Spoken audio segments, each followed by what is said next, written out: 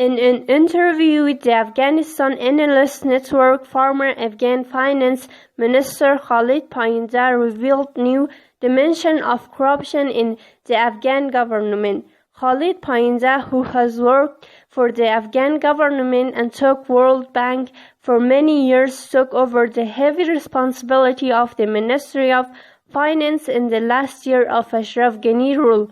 He previously held the position of Deputy Minister.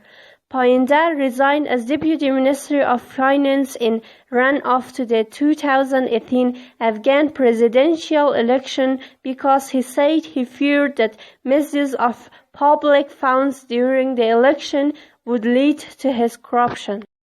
The former minister says interference in the ministry's affairs was excessive. The head of the affairs department, Fazl Mohammad Fazli, was trying to gain more influence in the ministry, but I was prevented as much as possible. Part of the authority of the Minister of Finance was given to the presidency. I regained some of the power, but the other part remained in the power of the president and remained in his control until his collapse.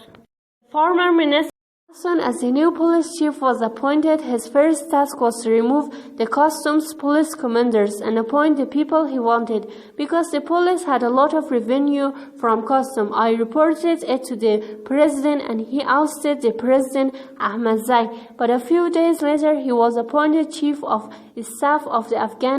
According to Payenda, almost all members of Ashraf Ghani's government were corrupt. Ghani himself did not tolerate my work independence for a week, and his interference in my work began. This made me very worried. The greater the defeat in the military arena, the more he interfered in the work of the Ministry of Finance. In fact, his maneuvering area was the ministry. That's why I left the ministry. People think that I was the first person to flee the republic, but the fact is that I had no perceptions about the fall of the republic. Most of me got fired because of the president's actions.